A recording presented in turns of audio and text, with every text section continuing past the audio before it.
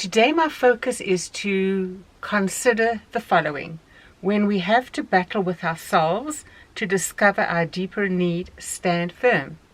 Know your foundation.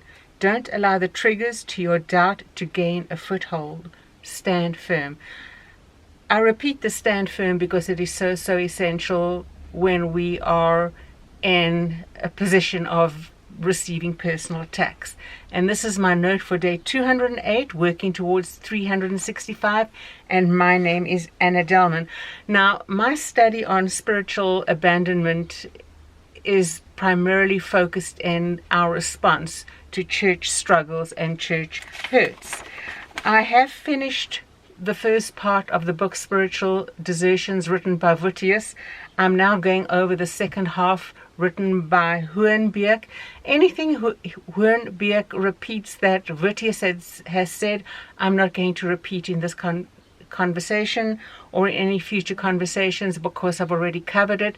Anything that Hoornbeek introduces that is of interest and intrigue to me to bring understanding to my background, I will share, because it is something I need to work on, to take note on as to how it affects the hurts we receive in a church environment. So when difficult things occur in our lives and there are different people involved in it, God is the greatest economist. He's not only working out things in their lives, He's doing the same in mine and yours, etc. We always have to consider what He's doing.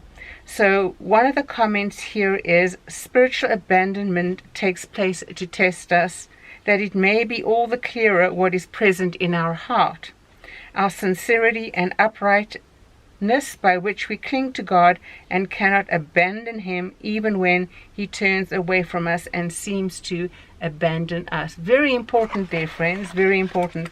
Now, when you've been through a difficult church situation and you can't figure it out, and you have inklings of an idea of what is going on in the background, that you might have seen glimmers of it, but you weren't aware of the blazes in the background, you are going to have situations come at you. Hoornbeek says the following: the abandoned have to fight with people against their mistaken judgments, backbiting, taunts, grudges, contempt, slander, persecution, and the like. And then he continues, listen to Job. He has alienated my brothers from me. My acquaintances are completely estranged from me. My kinsmen have gone away, and my friends have forgotten me. The abandoned must battle with themselves, since all day long their conscience does nothing but accuse, convict, and condemn them, squelching faith and grace. When you read that, it sounds like, goodness gracious me, that person must have done something real bad. Well, we all know in the life of Job that he didn't. He was upright, and he lived his life in a beautiful way. He had a beautiful family and a beautiful community, which all then turned out, as I've already said, mistaken judgments, backbiting, contempt, slander, taunts, etc. People scorned him. Now that, friends, is what happens in a gaslighting church environment, where one or two or three people in leadership choose to not exercise better judgment and not be open to hearing the truth. Rather, they circle the wagons and hold on to what they consider to be true rather than what is.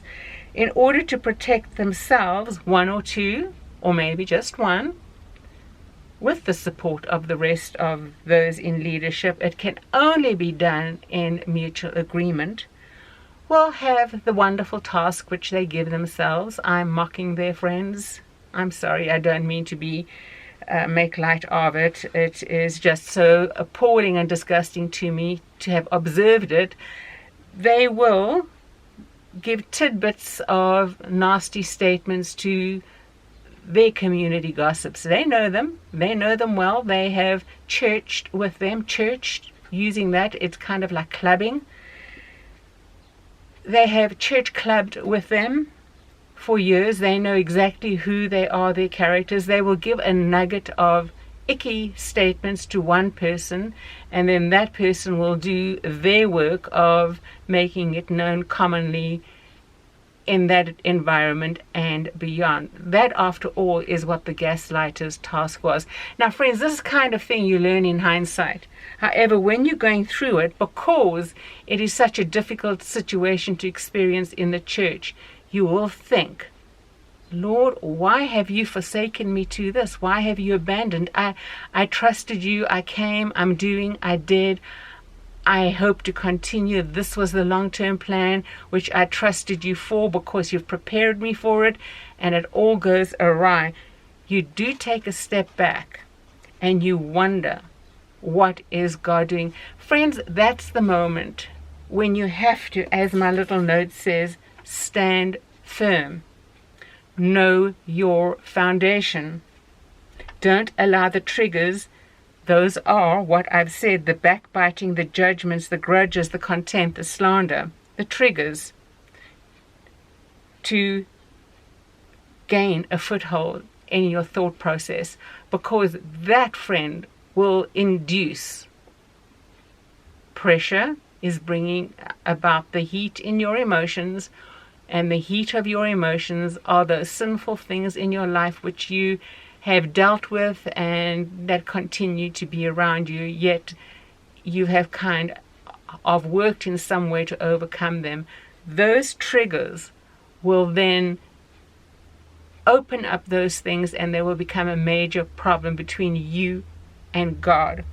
So when I say that spiritual abandonment takes place to test us, as much as God is doing something to expose the reality of those offenders to your faith, to themselves, He is showing you something about yourself as well.